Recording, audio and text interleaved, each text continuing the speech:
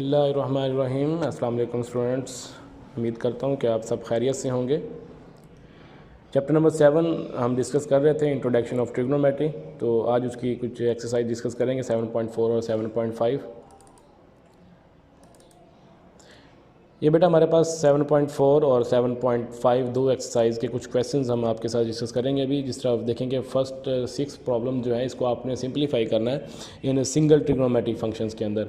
जिस तरह आपके पास दिया गया ये sign square x divided by cos square x, इसको आपने सिंगल ट्रिग्नोमेट्रिक फंक्शंस के अंदर कन्वर्ट करना है। यहाँ पे अभी फ़िलहाल डबल नज़र आ रही हैं आपको। तो आप ये देखें बेटा, sine square x divided by cos square x, sine over cos जो होता है वो टेन के इक्वल होता है। तो स्क्वायर की वजह से इसके ऊपर क्या आ जाएगा, टेन स्क्वायर एक्स आ जाएगा बेटा आपके पास। तो ये आपके पास क्या बन गया, ये साइन ओवर कॉस जो होता है टेन के इक्वल होता है, तो ये आपके पास टेन एक्स आ गया। इसके बाद देखिए मेरा टेन एक्स है, साइन एक्स है, सीकेंट एक्स है। तो इसको आपने जब सिंगल ट्रिग्नोमेट्रिक रेशियोज़ के अंदर कन्वर्ट करना है तो आपने ये काम करना है कि साइन जो होता है वो साइन ओवर कॉस के इक्वल होता है, वो मैं आपको ऊपर बताया मैंने। तो साइन एक्स आपके पास एज इट आ गया, और जो सीकेंट एक्स होता है ये आपको मैंने पिछली एक्सरसाइज के अंदर बताया था कि ये आपके पास कॉस का रेसिप्रोकल होता है। ठीक है बेटा, ये सीकेंट एक्स की जगह पर आपके पास क्या आ जाएगा, 1 ओवर कॉस एक्स। ठीक है बेटा, ये 1 ओवर कॉस एक्स आ गया, और टेन की जगह पर क्या आ गया, साइन ओवर कॉस एक्स। अब हम इसको थोड़ा सा सिंप्लीफाई करेंगे तो देखिए साइन एक्स और साइन एक्स आपस में मल्टीप्लाई होकर क्या बन जाएगा, साइन स्क्वायर एक्स, और कॉस एक्स और कॉस एक्स आपस में जब मल्टीप्लाई होंगे तो ये आपके पास कॉस स्क्वायर एक्स बन जाएगा। और जैसे ही आप देखते हैं कि ये दोबारा वो फर्स्ट क्वेश्चन में आपके पास बन गया, sign square x over cos square x, तो ये आपके पास टेन स्क्वायर एक्स बन गया। तो ये आपके बेटा पहले दो क्वेश्चन जो हैं वो बहुत ही आसान थे, जो मैंने अभी आपके साथ डिस्कस किए। क्वेश्चन नंबर 3 देखें जी, टेन एक्स है और डिवाइडेड बाय सीकेंट एक्स है। तो ten x divided bye secant x, इसको हमने सिंप्लीफाई करना है। तो इसके लिए अब बेटा आप देखें कि सीकेंट एक्स को मैं इस डिवीजन फॉर्म में लिख लेता हूँ ताकि आपको अंडरस्टैंड करने में आसानी हो। जो टेन एक्स होता है बेटा वो आपके पास sine x over cos x के इक्वल होता है, डिवाइडेड बाय 1 ओवर कॉस आ जाएगा, क्योंकि सीकेंट एक्स आपके पास 1 ओवर कॉस के इक्वल होता है। और जब आप डिवीजन का साइन मल्टीप्लिकेशन में कन्वर्ट करते हैं तो नेक्स्ट टर्म जो भी होती है उसका रेसिप्रोकल ले लेते हैं आप।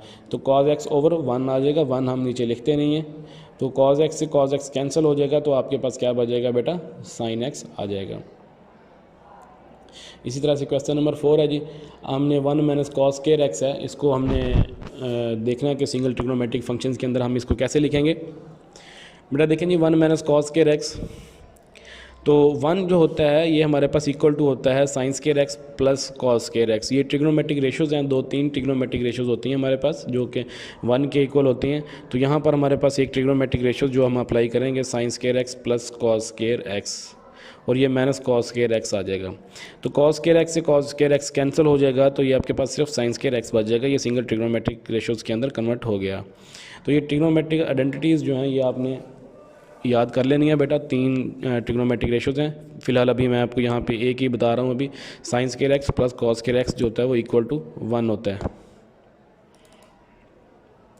इसी तरह से बेटा ये क्वेश्चन नंबर 8 है, इसको हम देखते हैं कि इसको हमने कैसे सिंप्लीफाई करना है। Sine x sine theta plus cos theta divided by cos theta आपके पास is equal to 1 plus tan theta है। यहाँ पर देखें बेटा, हम लेफ़्ट हैंड साइड लेंगे इसकी और प्रूव करेंगे कि ये राइट हैंड साइड के इक्वल है।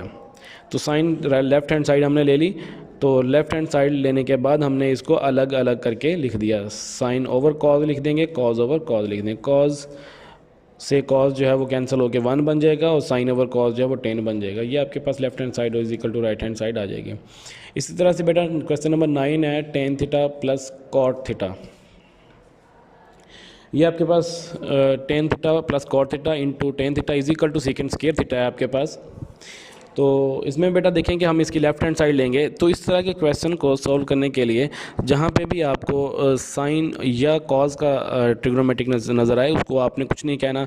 इसके अलावा कोई भी ट्रिग्नोमेट्रिक रेशियो आते हैं जैसे टेन है, कॉट है, तो इनको आप ओपन कर लेंगे।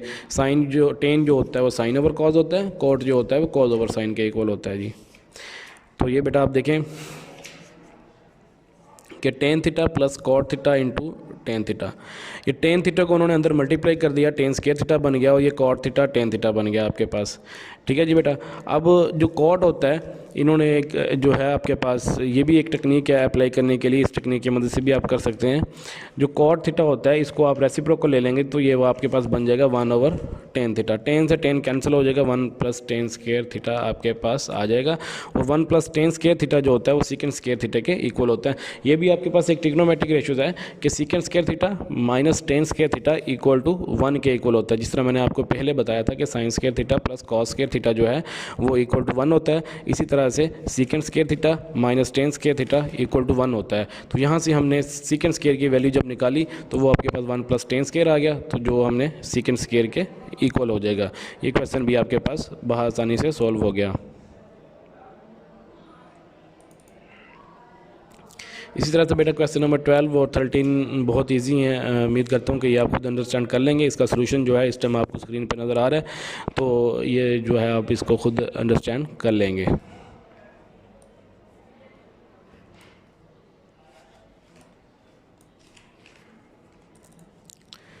क्वेश्चन नंबर 16 है, इंपॉर्टेंट है बेटा। Tan theta plus cot theta cos theta plus sine theta is equal to secant theta plus cosecant theta आपके पास एक क्वेश्चन है। तो इसमें बेटा आपने ये करना है कि मैंने आपको बताया था कि कॉस और साइन अगर दो ट्रिग्नोमेट्रिक रेशियोज आ जाएं तो इसको आपने एज इट लेके चलते जाना है। वो टेन और कॉट को आप ओपन करेंगे, टेन जो होता है साइन ओवर कॉस के इक्वल होता है, कॉट जो होता है वो आपके पास कॉस ओवर साइन के इक्वल होता है जी। तो ये आपके पास एज इट आ गया। अब इस दोनों का एलसीएम लेने के बाद sine square theta plus cos square theta आपके पास आ गया, तो ये टर्म आपके पास रिमेनिंग बच गया। अब हमने ये करना है बेटा कि cos theta plus sine theta को अलग अलग करके लिखेंगे। जैसे ही अलग अलग करके लिखेंगे तो जो टर्म्स आपके पास कैंसिल हो जाएंगी, तो जो रिमेनिंग बच जाएंगे वो आपका आंसर होगा। ये क्वेश्चन में बेटा आप एलसीएम लेंगे इन दोनों का, तो ये भी आसानी से सॉल्व हो जाएगा, कोई मुश्किल काम नहीं है। सोल्यूशन इसका आपको स्क्रीन पे नज़र आ रहा है, इधर से आप अंडरस्टैंड करके इसको आसानी से कर सकते हैं। Question number 24 important question long के लिए, अक्सर बोर्ड में ये आ जाता है लॉन्ग क्वेश्चन। तो हम इसकी लेफ़्ट हैंड साइड लेके चलेंगे और राइट हैंड साइड बनाएंगे। तो अंडर रूट के अंदर ट्रिग्नोमेट्रिक के रेशियोज दी गई हैं हमें, इसको सॉल्व करने के लिए इसको हम रैशनलाइज करेंगे। नीचे वाली टर्म का हम साइन चेंज करके मल्टीप्लाई भी करवाएंगे और डिवाइड भी करवाएंगे। ऊपर वाली टर्म जो है वो आपके पास स्क्वायर बन जाएगी, नीचे वाली जो टर्म है वो आपके पास फार्मूला बन जाएगा ए स्क्वायर माइनस बी स्क्वायर का। तो स्क्वायर और जजर जो है वो आपस में कैंसिल हो जाएंगे, और नीचे आपके पास जो है बेटा सीकेंड स्क्वायर थीटा माइनस 1 आ जाएगा। तो सीकेंड स्क्वायर थीटा माइनस 1 जो होता है वो बेटा वो आपके पास टेन स्क्वायर के इक्वल होता है। अब स्क्वायर और स्क्वायर दोनों जो हैं वो जजर स्क्वायर रूट से कैंसिल हो जाएंगे, बाकी जो बच जाएगा वो आपके पास रिमेनिंग हमारी राइट हैंड साइड का आंसर होगा जो हम प्रूव करना चाह रहे थे।